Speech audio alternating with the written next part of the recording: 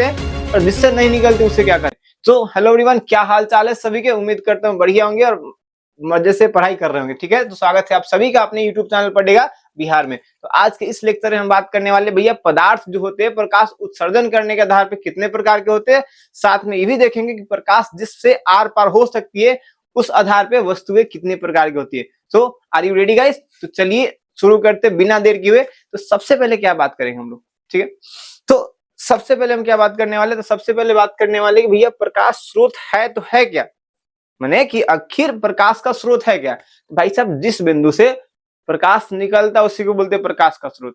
क्या बताओ, इस टॉर्च से प्रकाश निकल रही थी? हाँ भाई, निकल तो रही थी, तो ये मेरे लिए क्या हो जाएगा, इसका जो टॉर्च हो जाएगा, इसका लाइट मेरे लिए हो जाएगा प्रकाश का स्रोत। क्या सूर्य से प्रकाश निकलता है? हाँ निकलता है, तो सूर्य जो हो जाएगा हमारे लिए क्या हो जाएगा, प्रकाश का स्रोत। क्या यहाँ जो लाइटें लगी हुई क्या उससे प्रकाश निकल रही है? एकदम भैया निकल रही, तभी तो हम आपको देख पा रहे हैं, तभी तो देख पा रहे हैं, हाँ कि ना।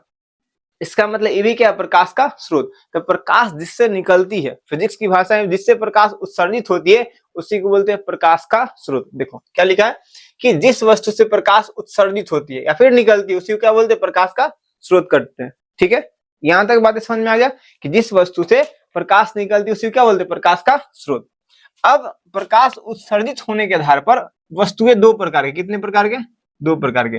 जिससे प्रकाश निकलती है उस आधार पर वस्तु कितने प्रकार के, दो प्रकार के। पहला भैया, पहले वस्तु का नाम है दीप्तिमान वस्तु या फिर प्रदीप्त वस्तु, प्रदीप्त या फिर दीप्तिमान वस्तु, प्रदीप्त वस्तु या फिर दीप्तिमान वस्तु। वैसे वस्तु जिससे प्रकाश उत्सर्जित होता है ना, जिससे जो स्वयं प्रकाश उत्सर्जित करता है। देखो इस बात को ध्यान रखना, वह वस्तु जो स्वयं प्रकाश उत्सर्जित करता है उसी को क्या बोल देंगे, उसी को बोलेंगे प्रदीप्त वस्तु। ठीक है, ये जो टॉर्च है एक खुद प्रकाश निकलता है, इस किसी दूसरे प्रकाश को परावर्तित नहीं करता है, इससे प्रकाश खुद निकलता है, तो ये हमारे लिए कैसे वस्तु हो जाएंगी, प्रदीप्त वस्तु।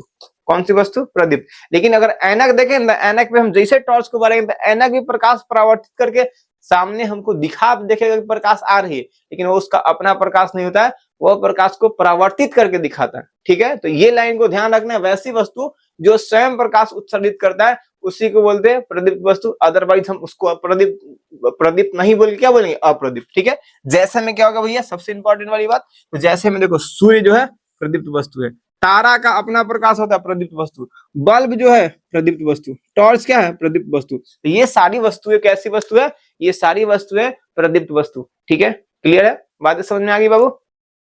ठीक, अब भैया क्या करने वाले, अब हम देखने वाले अप्रदीप्त वस्तु किसे कहते हैं। तो वैसा वस्तु जिससे प्रकाश उत्सर्जित ना हो। एकरा से क्या प्रकाश उत्सर्जित होगा, बताओ बबुआ, के एकरा से प्रकाश उत्सर्जित होगा? नहीं होगा, नहीं होगा, नहीं होगा। ठीक है, तो ये कैसी वस्तु है, ये अप्रदीप्त वस्तु। कैसी वस्तु, अप्रदीप्त वस्तु। क्लियर है, और ये भाषा क्या कहता है देख लिया जाए। सो वैसी वस्तु जो स्वयं प्रकाश उत्सर्जित नहीं करता उसे क्या बोलेंगे, अप्रदीप्त वस्तु। अब यहाँ सबसे कंफ्यूजन और सबसे इंटरेस्टिंग बात सुनो ध्यान से, जैसे में चंद्रमा, अब याद है कि भैया चांद प्रकाश देता है, चांदनी रात है ना, किसी की याद आती है उसमें, तो उस तो प्रकाश दे ही रहा है, लेकिन भाई साहब आपको पता है उसका खुद का प्रकाश नहीं होता है, वो सूर्य से आने वाली प्रकाश को लेके परावर्तित करके धरती भेज जाता है, तब भी हम देख पाते हैं। तो क्या चंद्रमा के पास अपना प्रकाश है? नहीं है। तो चंद्रमा स्वयं प्रकाश उत्सर्जित करता है? नहीं करता है। हम चंद्रमा को क्या प्रदीप्त कहेंगे? बोलो बोलो बोलो, नहीं कहेंगे। यही बात आपको समझा रहा हूं। चंद्रमा कैसी वस्तु है, अप्रदीप्त वस्तु। ठीक है, अब सुनो भाई, कुर्सी प्रकाश उत्सर्जित नहीं करता, सही बोल रहे भैया। टेबल, पत्थर, ये सब प्रकाश कब से उत्सर्जित करने लगा, कहीं नहीं करता है। ठीक है, तो ये सारी वस्तुएं कैसी वस्तुएं कहलाएंगी, अप्रदीप्त वस्तु। बातें समझ में आई? जेकरा से प्रकाश स्वयं निकलेगा प्रदीप्त, जेकरा से नहीं निकलेगा उसे अप्रदीप्त। क्लियर है बात है? अब सुनो, कुछ ऐसे पदार्थ होते हैं जिससे प्रकाश आर पार हो सकता है, कुछ ऐसे पदार्थ जिससे प्रकाश आर पार तनिक को नहीं होगा, कुछ ऐसे पदार्थ जिससे हल्का हल्का होगा। इस आधार पर प्रकाश आर पार हो सके, इस आधार पे जो वस्तुएं हैं हमारे आसपास, फिजिक्स में वस्तुओं को तीन भागों में बांटा गया। क्या भागों में? तीन भागों में। जेकरा से प्रकाश पूरे पास हो जाए, जिससे प्रकाश पूरा पास हो जाए उसको बोलते हैं पारदर्शी पदार्थ। कैसा पदार्थ? पारदर्शी पदार्थ। जिससे प्रकाश पूरा पार हो जाए उसको क्या बोलेंगे, पारदर्शी पदार्थ। क्लियर है बातें, समझ में आ रही है?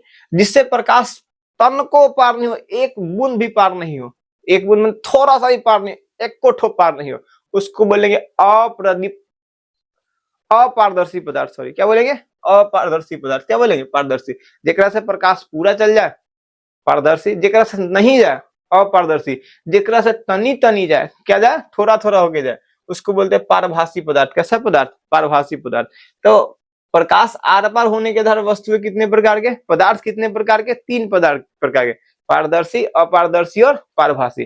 पारदर्शी, अपारदर्शी और पारभासी। ठीक है, वैसा पदार्थ जिससे होकर प्रकाश पूरी तरह पार हो सके उसे क्या बोलेंगे? पारदर्शी पदार्थ। जैसे में भाई साहब, जैसे में कांच, हवा, पानी, ये सब किसका एग्जाम्पल है? ये सभी पारदर्शी पदार्थ के एग्जाम्पल। ठीक है, अपारदर्शी पदार्थ किसे कहते हैं? वैसा पदार्थ जिससे होकर प्रकाश पार न हो सके उसे क्या बोलेंगे? अपारदर्शी पदार्थ। जैसे ईंट, मैं खुद, हमसे प्रकाश पार नहीं हो सकता बबुआ। मेरे सामने जो दीवार है कि नहीं, मेरे सामने मोबाइल से ही प्रकाश आर पार नहीं हो सकता। तो ये सारी वस्तुएं कैसी वस्तुएं कहलाएंगी? अपारदर्शी वस्तुएं, चाहे अपारदर्शी पदार्थ, जेकरा से हल्का हल्का पार हो। जैसे न चुनरी देखिएगा, दुल्हन की चुनरी, ओकरा जो झिल्लीदार होता है उससे प्रकाश पार होता है, पूरा नहीं, थोड़ा थोड़ा तो होता है कि नहीं होता है, तो वो क्या कहलाएगा? पारभासी पदार्थ, है ना।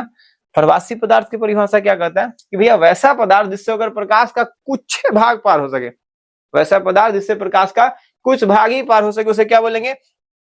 पारभासी पदार्थ। जैसे तेल से भींगा हुआ कागज, एग्जामों में पूछ ले बा, ये बात के ध्यान में रख लिए बबुआ। तेल से भींगल का कागज कौन पदार्थ? पारभासी पदार्थ। घिसा हुआ कांच कौन पदार्थ? पारदर्शी पदार्थ। ठीक है, घिसा हुआ कागज कौन से पदार्थ? पारदर्शी पदार्थ। दुल्हन के जो क्या बोलते हैं? चुनरी होता है, चुनरी कौन सा पदार्थ? बोलो। पारभासी पदार्थ। कैसा पदार्थ? पारभासी पदार्थ। क्लियर है कि नहीं? माँ का आंचल कैसा पदार्थ? पारभासी पदार्थ, है कि नहीं? जब मम्मी बचपन में तोप देती थी, मुझसे से झांक के देखता था कोई आया कि नहीं आया। तो माँ का आंचल कैसा पदार्थ होगा? पारभासी पदार्थ होगा। हल्का हल्का आर पार हम देख सकते हैं। ठीक है, प्रकाश आ जा सकती है। ठीक है, अच्छा, एकरा परिभाषित करे के दूसरा तरीका क्या हो सकता है? अभी तक प्रकाश के आधार पर हम इसको परिभाषित किए, हम देखने के आधार भी परिभाषित कर सकते हैं। माने वैसा वस्तु जेकर आर पार देखा जा सके पूरा पूरा पारदर्शी, जेकर आर पार नहीं देखा जा सके उसे अपारदर्शी, और जेकर आर पार थोड़ा थोड़ा देख सकेंगे उसे पारभासी। आया बात समझ में? तो यही था बउआ कि आखिर ऊर्जा के उत्सर्जन के आधार पर वस्तुएं कितने प्रकार की होती है और प्रकाश आर पार होने के आधार पर पदार्थ कितने प्रकार की होती है।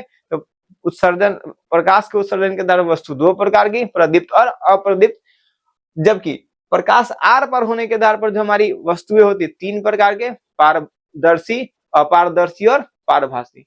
ठीक है, तो उम्मीद करता हूं कि ये बातें समझ में आई होगी। अगला लेक्चर हमारा होने वाला है सबसे इंपॉर्टेंट लेक्चर, जिसमें हम लोग बात करेंगे आखिर हम दुनिया में हैं तो हमको सारे वस्तु दिखाई किस कारण से दे रहा है।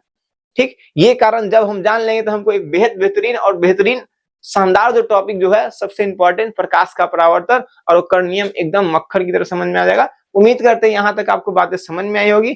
तो अगर अभी तक चैनल पर नए हैं तो चैनल को सब्सक्राइब कर लीजिएगा, वीडियो को लाइक जरूर कर दीजिएगा।